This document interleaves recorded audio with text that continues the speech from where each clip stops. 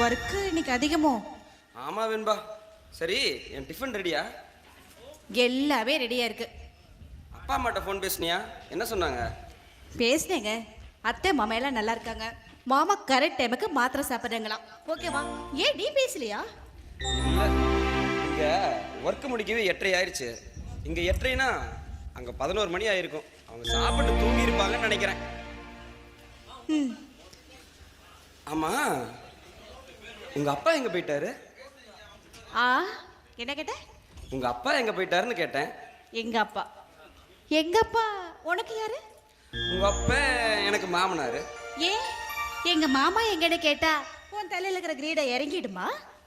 அச்சோ சாமி, உங்ககிட்ட பேசி ஜெயிக்கவே முடியாது. எதையோ ஒன்று லா பிடிச்சி பேசுவேன்.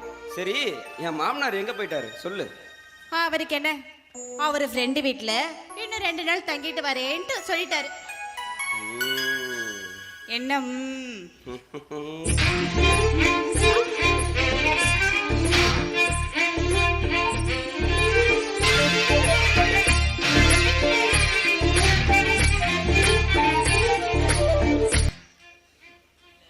இல்ல,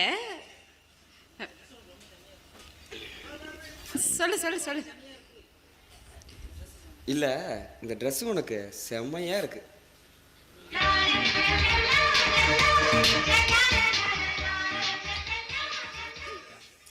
ஏன் இந்த ட்ரெஸ் நான் முன்னாடி போட்டு நீ பார்த்ததே இல்லை. ஏண்டி, நீ கதவை சாத்திக்கிட்டு ட்ரெஸ் போட்டா நான் எப்படி பாக்குறது? பொறுக்கி பொறுக்கி ஒன்னால தாண்டா இப்படி டக்குனு ரொமான் முடிக்க வர முடியுது. இதை பாரு, நான் டிஃபன் ரெடி பண்ணி வச்சிருக்கேன், ஒழுங்கா வந்து சாப்பிடு. ஏய், எங்கடி?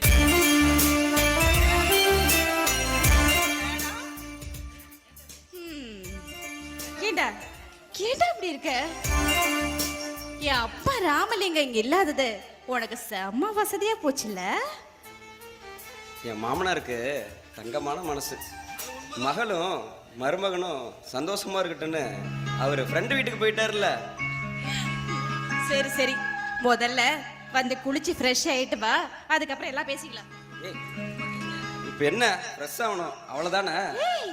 என்னடா இப்படி பிடிக்கிற?